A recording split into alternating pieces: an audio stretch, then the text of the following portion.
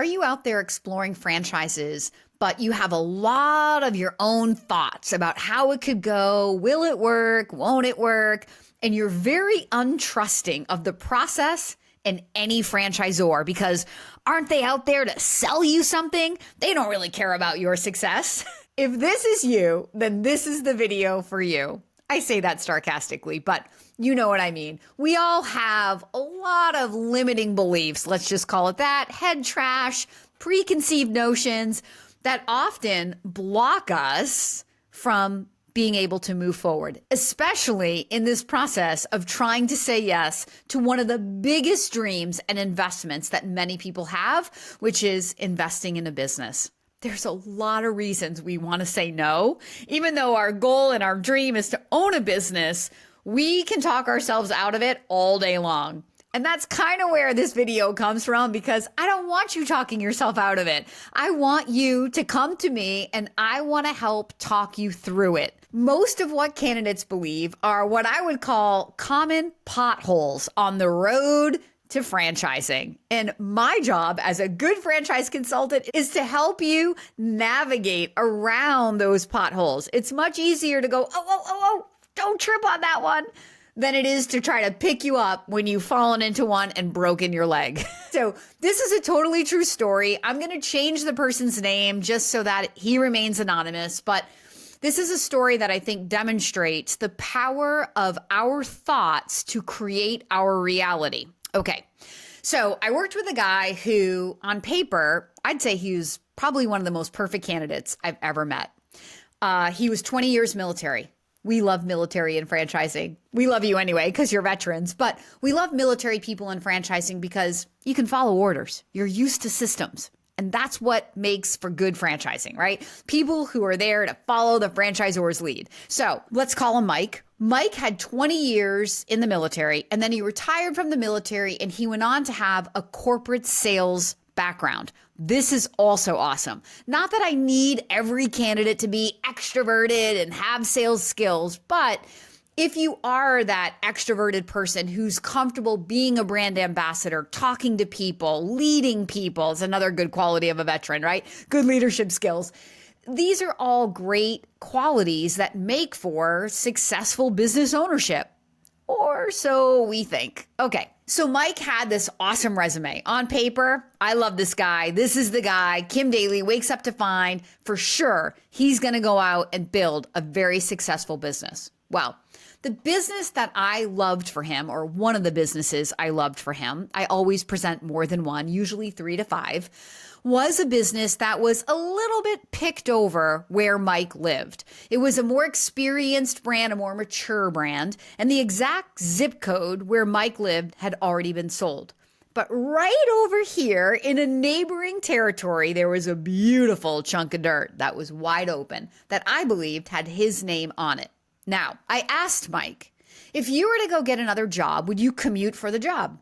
He was like, well, sure, of course. I'm like, cool. Because one of the options I love for you is sold out where you live. But if you're willing to commute over to this neighboring territory, this could be a solid opportunity for you. I really liked this potential franchisor for Mike because this potential franchisor had a culture of sort of like hard charging men, like a lot of veterans in this particular brand. So when I say that franchising is who, not what, that's what I mean. If I can align Mike to a franchise system with other franchisees who are like Mike, Mike finds greater synergy there. He finds people who he can trust in. Or like, oh, if it's working for these people, then it can work for me. That's what I mean by that. And ultimately, that's what you want to find. You want to find a culture of people that make you feel supported, where you feel like, yeah, these people are like me. And you see role models in there. You see people that like, if they're successful, I can be successful. That is the point of validating a franchise system, is to find those connections or not. But ultimately, validation when you're talking to these people ultimately should lead you to wanting to lean in and get to that meet the team day where you can be awarded the opportunity to move forward. Okay, so Mike explores all the options I give him, but My feeling was he was going to love this business because of the culture, and that was exactly his feeling. He and his wife fell in love with this particular brand. The first thing that happened when I presented Mike the business and told him he couldn't do it in his zip code, he had to go over here to the neighboring community. The first thing Mike said to me, which ended up to be haunting words, were, people in that community don't spend money like people in my community. So Mike had this limiting belief that where he lived, which was a little bit of a higher end demographic, kind of a yuppie community where there was young and lots of money and new homes being built and just that affluent area. We all live in areas and we know like, oh, that's where kind of like the up and coming area is. This is a little more tried and true and established. So Mike had those same beliefs that we all have. He lived in the market that everybody wanted to live in, the zip code where everybody wanted to live, a little bit higher end, but that had already been taken, which usually happens. If you're exploring a more mature brand, the first person who got to market inevitably is going to cherry pick those kinds of demographics. So what happens is the people who come in after are sort of looking at the map going, that's what's left, feeling like they're walking into secondary markets. But here's the point of this video. What's left is not secondary always. If the franchisor deems it viable, perhaps it is viable. And I want you to lean in, not lean out and go, well, this isn't going to work for me. So watch what happened to Mike. So Mike said, I have to be in this franchise. I love these people. I love the culture. I believe in what they're doing. I wish I could do it in my own backyard. I understand why I can't. I'm willing to make it work over here. So he set out to build his business. 18 months later, the franchisor called me back and said, Kim, we just want to let you know that Mike has closed his doors. He's not, too upset. He got a little bit of his money back, but the business just didn't work out for him. Now, this franchisor knows that I work a lot in this particular market and that I know their business. And so they came back to me and said, would you help us find another owner for that area? So I was incredibly disappointed, as I always am when I hear that my people are not doing well. I wish that he had called me, but I never heard from him. It's not my job to be your business coach and to follow up with you and to ride your butt like it is to be a mom to my teenage kids. So I'm not going to do that. If you call me and tell me you're struggling, I'm 100% going to offer you some advice, but he didn't reach out to me. So there was nothing I could do. So of course I said to the franchisor, yeah, my faith in the franchisor was not moved one bit because of this story. I was disappointed, sad, frustrated for Mike, but in general, it's not franchisors who are failing when people fail. It's franchisees who are failing. So I endeavored to find the next candidate. Now, I got lucky.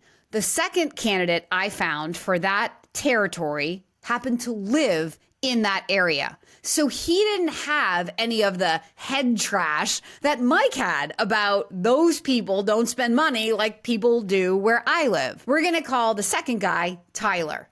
So Tyler came from Home Depot corporate, and this was a home services franchisor. So on paper, I would say Tyler was like a good candidate, but not the guy that my man Mike was on paper, but he lived in that area. So when I presented the franchise, he didn't have any head trash that people didn't spend money like they did up in that other area. He was ecstatic to get a business in his own backyard. Well, that second franchisee, working the same market with the same systems and tools as the first guy, that guy Tyler, he went on to become Rookie of the Year for that franchisor.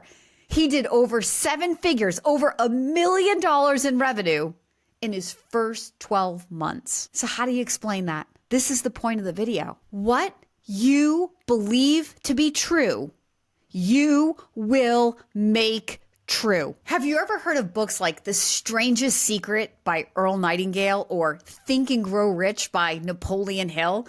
If you haven't read either of these books, I highly recommend them to you if you're endeavoring to become a business owner, because these books will explain exactly what happened here. And the exactly is that our thoughts become things. What we think about, what we believe to be true, we will make true. And I've made this true in my business in positive ways as well as in negative ways. Anybody who's owned a business, who's honest with themselves and accountable to their own success will know what I'm saying is entirely true. The world out there is a reflection of the inner world inside of you. So the first guy, Mike, believed wholeheartedly that that was a secondary market. And even though he was taking action and doing all of the things, he's working from a core belief that people in this market don't spend money like people where he lives. And that is, in fact, what he made true. The second guy, who was ecstatic to have his backyard, no head trash that people here weren't going to spend money on this home service, went on to do $1 million in revenue. So the moral of the story is, if you're out there exploring a franchise, this video is not to replace your own due diligence, common sense, and talking to franchisors and validating with franchisees. The point of this video is the vast majority of franchisees out there have limiting beliefs that are stopping them from living the life that they want to live. I want you, as a listener, a follower of Kim Daly, to take ownership of your mindset. If you want to own your business, you must own your mindset, your thoughts. Your thoughts are things. They are powerful. Everything in our reality was created first from a thought. And everything that happens in our businesses, good and bad, stems from our consistent, persistent thoughts. Not the one-offs. It's the everyday thoughts. Most of our thoughts are habitual. That's the funny thing. Most people wake up to think 95% of the same thoughts that they thought the day before. That's why most people's lives never change, because we're like robots. It's a survival of the fittest thing, right? The less energy we're putting out to thinking, the more energy we can preserve in case of an emergency. But if you want to be successful in anything in life, you have to learn to discipline your thoughts. You have to be willing to become aware of what you're thinking, what you're assuming, what you're believing, and then ask yourself, is this serving me or is this hurting me? A lot of the times, the things that we can't break through, the things that keep us stuck in our lives, we want to blame it on franchisors. We want to blame it on the economy. We want to blame it on everything that doesn't have to do with us waking up and owning it. But you know what the funny thing is? If your business was massively successful, you would 100% own every single minute of it. Correct? Yes, you would. So if you want to own it when it's good, guess what, baby? You got to be willing to own it when it's not good. I know it's a hard truth. I've apologized for my personality in the past. I'm a little bit of a strong cup of coffee, but truth is truth. And I don't want you entering into this franchisee-franchisor relationship believing that anything external to you, franchisor, territory, economy, anything is there to make you successful or hinder you from being successful. Sure, certain things can make our businesses easier and certain things can make our lives a little bit harder. But if there's a will, there's always a way. I have triumphed through some of the hardest obstacles like pandemics and recessions. I became a history maker in my franchise in the recession of 2011. I adapted my business during the pandemic to one of the greatest adaptations, this YouTube channel, that completely changed the business model I had operated from. So for the first 18 years that I ran my business, I traveled all over the country hosting live events. That's how I found people like you who wanted to work with me. And then in March of 2020, they told me I couldn't get on the airplane in April to go host my live event. Well, I got into the fetal position like everybody did who owned a business and thought, oh my God, I'm going to die. But you know what? I realized I could stay there and die, or I could look up, think about what I could do to adapt and change. And I turned on the camera, I started a YouTube channel, and it's the greatest adaptation that ever happened. In fact, I joke with my family and friends that God's like, you know what, Kim Daly? It took a global pandemic for me to get you where I always wanted you to be, right there on YouTube. Because for 18 years, what I did was working. Why was I going to change it? It was working. But then it didn't work. So there were many business owners who were not willing to look up, who stumbled into that obstacle and stayed in that fetal position, and they died. But there were also business owners who looked at the obstacle and said, there has to be an opportunity in this obstacle, who, like me, found an adaptation that completely changed the way they do business, and they're forever grateful for 2020. So back to the point of this video, our thoughts are powerful things. If you're out there thinking about owning a business, tripping yourself up with limiting beliefs, with thoughts that do not empower your dreams, I want to meet you. I want to be your franchise consultant and your daily coach. I am not going to talk you into anything, but I am going to challenge you, and I'm going to help talk you through it. I'm going to lead you to people who can share with you stories like I've shared with you. I probably have a few stories I can pull out of my back pocket for you as well, because I've been doing this for over 20 years. I have helped thousands of people just like you. This is just one story of limiting beliefs. I have my own personal stories, and I have thousands of stories I can pull out from other candidates.